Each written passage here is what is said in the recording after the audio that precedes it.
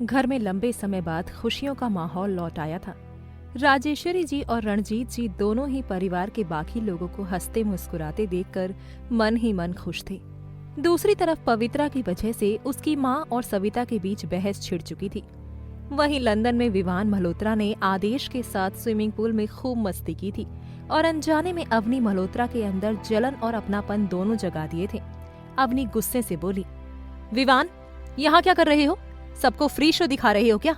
या इंडिया से सिर्फ यही करने आए हो?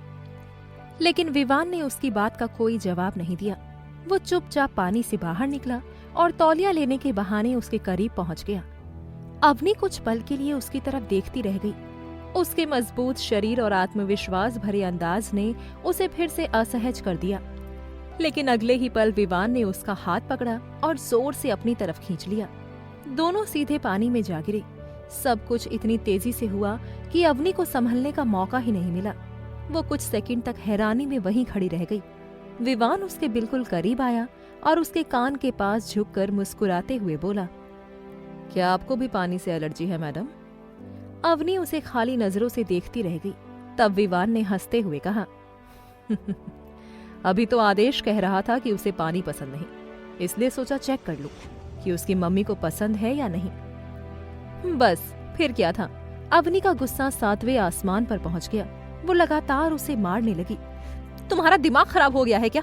हर वक्त मुझे परेशान करने के नए तरीके ढूंढते रहते हो। उधर विवान बाहर से शांत था, लेकिन अंदर ही अंदर सोच रहा था, तुमने जितना मुझे परेशान किया है उसके सामने तो ये कुछ भी नहीं है। उसका दिल भी उसे चिढ़ा रहा था। गलती तुम्हारी थी, तभी तो आज ये हालत है। क्योंकि बात सच थी, इसलिए विवान के पास कोई जवाब नहीं था। वो बस अवनी को देखता रहा। अवनी ने गुस्से में उंगली दिखाते हुए कहा, आगे से ऐसी हरकत की ना तो मैं बिल्कुल बर्दाश्त नहीं करूंगी। इतना कहकर वो सीढ़ियों की तरफ बढ़ी, लेकिन तभी उसका पैर फिसल गया। अगले ही पल वो फिर से विवान के ऊपर आ गिरी। इस बार दोनों इतने करीब थे कि उनके होंठ एक दूसरे को छू गए। वो सिर्फ एक पल था, लेकिन उस एक पल ने विवान को पूरी तरह बेकाबू कर दिया। उसने अवनी को अपनी बाहों में कस लिया और उसके होठों को चूम लिया। उधर भारत में सीता बाकी लोगों के साथ बैठी थी, लेकिन उसका मन कहीं और था। दिल्ली से आए फोन की बात उसके दिमाग से निकल ही नहीं रही थी। बार बार उसके मन में एक ही सवाल घूम रहा था, ये कैसे संभव हो सकता है? आखिरकार उसने फैसला लिया और विनायक जी को कॉल लगा दिया। ऐसा लग रहा था जैसे विनायक जी उसी कॉल का इंतजार कर रहे थे। फोन उठाते ही उन्होंने प्यार से पूछा, कैसी हो बेटा? और आर्यन कैसा है? सीता ने भी सामान्य रहने की कोशिश की। हम दोनों ठीक हैं पापा, आर्यन तो आपको बहुत मिस कर रहा था। विनायक जी कुछ कहना चाहते थे, लेकिन हिचकिचा रहे थे। सीता ने उनकी झिझक महसूस कर ली। वो धीरे से बोली, पापा, मुझे भी हेडक्वार्टर से फोन आया था। उन्होंने पूछा कि क्या मैं मिसेस शिवा हूँ। उसकी आवाज में उत्साह नहीं था। विनायक जी सब समझ गए। उन्होंने गंभीर स्वर में कहा, जो भी फैसला करो सोच समझ कर करना, खुद पर ज्यादा दबाव मत डालो। सीता ने कुछ पल चुप रहने के बाद जवाब दिया, मैंने दिल्ली की टिकट बुक कर ली है। अगर आपकी तबीयत ठीक हो तो आप भी मेरे साथ चलिए। इतना कहकर उसने फोन काट दिया। कुछ देर तक वो अपने मोबाइल में लगी शिवा की तस्वीर को देखती रही। उसी समय आर्यन वहां आ गया। उसने बिना कुछ कहे अपनी माँ को गले लगा लिया। वो आलिंगन सीता को इस समय सबसे ज्यादा चाहिए था। आर्यन ने मुस्कुराकर कहा, everything will be all right mom, don't worry. उसकी बातें सुनकर सीता के चेहरे पर हल्की मुस्कान आ गई। उधर कृष्णा की हालत भी कुछ कम खराब नहीं थी। वो पूरे दिन ऑफिस में काम करता रहा, लेकिन उसका ध्यान बार बार पवित्रा की तरफ जा रहा था। किसी तरह उसने अपना ज्यादातर काम खत्म किया और ऑफिस में ही आंखें बंद करके आराम करने की कोशिश करने लगा। लेकिन नींद उसकी आंखों से कोसों दूर थी। वो चाहता तो पवित्रा को लेने उसके मायके जा सकता था, लेकिन उसकी आत्मसम्मान की भावना उसे रोक रही थी। अगर कोई नाराज हो लेकिन प्यार करता हो तो उसके लिए लड़ना आसान होता है, लेकिन जो इंसान आपको पूरी तरह ठुकरा दे उसके सामने बार बार जाना कृष्णा को मंजूर नहीं था। आखिरकार वो विवान के बंगले की तरफ निकल गया। उसे लगा कि शायद वहां जाकर कुछ शांति मिले, लेकिन जैसे ही वो अपने कमरे में पहुंचा और लाइट जलाई, वो स्तब्ध रह गया। बिस्तर पर पवित्रा बैठी हुई थी। उसने रेशमी साड़ी पहन रखी थी। बालों में चमेली के फूल लगे हुए थे। पूरा कमरा फूलों से सजा हुआ था। कृष्णा की आंखें फटी की फटी रह गई। उसके होश तब और उड़ गए जब पवित्रा उठकर उसके पास आई। उसने उसके हाथ से बैग लिया, मेज पर रखा और फिर दूध का गिलास उसके हाथ में थमा दिया। फिर झुककर उसके पैरों को छूते हुए बोली, आशीर्वाद दीजिए। कृष्णा को लगा जैसे वो सपना देख रहा हो। उसने खुद को चुटकी काट कर भी देखा, लेकिन सब सच था। जो लड़की हमेशा उसे कृष्णा, कृष या कभी कभी भैंसा तक कह देती थी, वो आज इतनी इज्जत दे रही थी। पवित्रा ने फिर कहा, जल्दी उठाइए मुझे। कृष्णा के तो जैसे प्राण ही निकल गए। वो घबरा कर बोला, ये सब क्या है? तुम्हें क्या हो गया? मायके से कोई भूत पकड़कर तो नहीं ले आई? बस इतना सुनते ही पवित्रा नाराज हो गई। मैंने इतनी मेहनत से सब किया और तुम्हें मजाक सूझ रहा है? कृष्णा उसे देखता रह गया। आज वो बेहद खूबसूरत लग रही थी। उसने मन ही मन सोचा, लगता है आज मेरी ब्रह्मचर्य की प्रतिज्ञा टूटने वाली है। तभी पवित्रा की आंखों में आंसू आ गए। मुझे मनाने की भी जरूरत महसूस नहीं हुई तुम्हें? उसकी आंखों में आंसू देखकर कृष्णा का दिल पिघल गया। वो तुरंत उसके पास गया और उसे गले लगा लिया। मैंने कितनी बार कहा था कि अभी ये सब नहीं करना चाहिए। लेकिन पवित्रा ने कोई जवाब नहीं दिया। उसने सिर्फ उसकी आंखों में देखा, फिर धीरे धीरे उसके होठों को चूम लिया। कृष्णा कुछ पल के लिए खुद को भूल गया। दोनों एक दूसरे में खो गई। कई सालों का प्यार आखिर अपने मुकाम तक पहुंचने वाला था। लेकिन तभी अचानक कृष्णा जैसे किसी बात से चौंक गया। वो तुरंत उठकर बैठ गया। पवित्रा भी घबरा कर उठी। क्या हुआ कृष्णा? लेकिन कृष्णा बिना कुछ बोले उसे दूर चला गया। उसकी ये दूरी पवित्रा को बर्दाश्त नहीं हुई। उसने गुस्से में उसके गाल पर थप्पड़ मार दिया। कृष्णा बस उसे असहाय नजरों से देखता रह गया। पवित्रा की आंखों में सवाल था, आखिर समस्या क्या है? उधर फ्लाइट लंदन एयरपोर्ट पर उतर चुकी थी। विघ्नेश चारों तरफ देखकर बोला, देखा यहाँ कितनी सफाई है, पता है इसकी वजह क्या है? अभिषेक जवाब सोच ही रहा था कि पुष्कर बोल पड़ा, क्योंकि तुम्हारे जैसे लोग यहाँ नहीं रहते। विष्णु हंस पड़ा।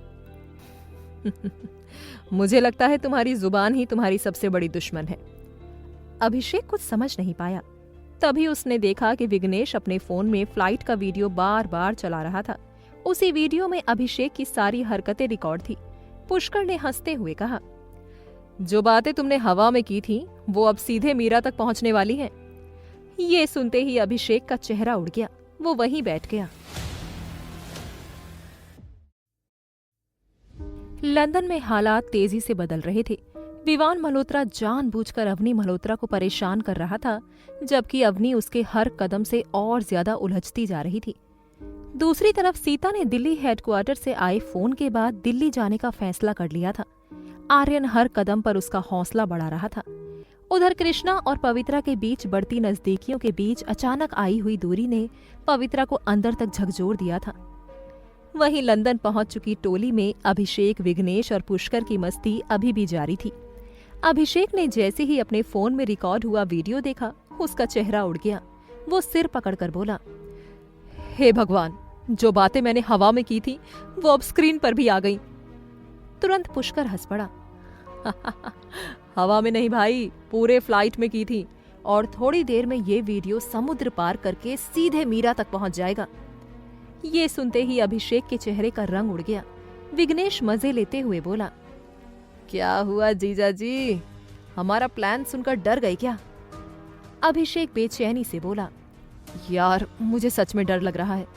तुम लोग मीरा को नहीं जानते, अगर उसे ये सब पता चल गया तो मेरी खैर नहीं। तभी विष्णु ने फोन कान से लगाकर नाटक शुरू कर दिया। हेलो मीरा, सुन रही हो ना? मैंने पहले ही कहा था कि ये तुम्हें कितना मानता है। अभी तो तुम्हें ऐसी वैसी भी बोल रहा था। शादी के बाद पता नहीं क्या क्या बोलेगा। सोच समझकर फैसला लेना। बस इतना सुनना था कि अभिषेक ने तुरंत अपना मुंह बंद कर लिया। उधर पुष्कर इतनी जोर से हंसने लगा कि उसकी घायल नाक में फिर से दर्द होने लगा। लेकिन जैसे ही विघ्नेश ने उसकी तरफ देखा, वो तुरंत चुप हो गया। विघ्नेश मुस्कुराते हुए बोला, मेरी बहन का फोन आएगा ना, तब सारी बहादुरी निकल जाएगी। कुछ देर बाद सभी लोग अवनी के आलीशान बंगले के सामने पहुंच गए, लेकिन गेट बंद था।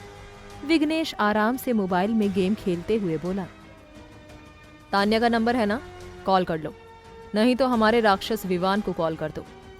उसकी बात सुनकर अभिषेक झल्ला गया। तेरे पास भी फोन है, तो खुद क्यों कॉल नहीं करता? लेकिन विघ्नेश के दिमाग में कुछ और ही चल रहा था। तभी विष्णु ने बारी बारी से सबको कॉल करना शुरू कर दिया, लेकिन अंदर जो चल रहा था उसकी वजह से कोई फोन उठाने वाला नहीं था। अवनी और विवान उस समय अपनी ही दुनिया में खोए हुए थे। मजबूरी में चारों बाहर लगे फूलों के प्लेटफॉर्म पर जाकर बैठ गए।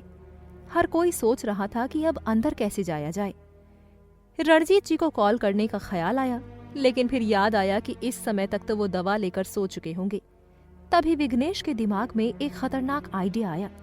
वो सीधे गेट पर लगे कैमरे के सामने जाकर खड़ा हो गया।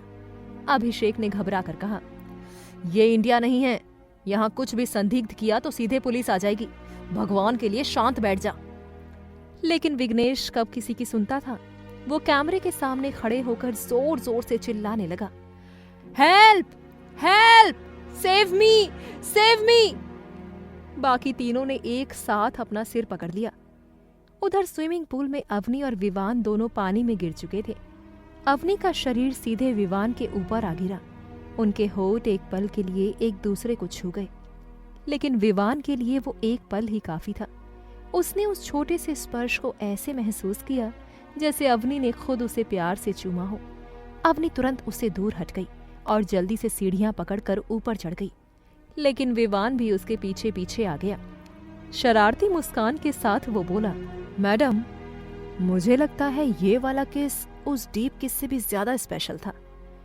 अवनी ने गुस्से से उसकी तरफ देखा। अब उसके सब्र का बांध टूट चुका था।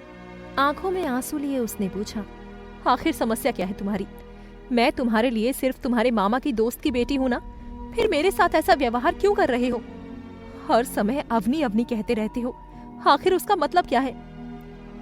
उसकी आवाज कांप रही थी। उसके लिए ये सब समझना मुश्किल था।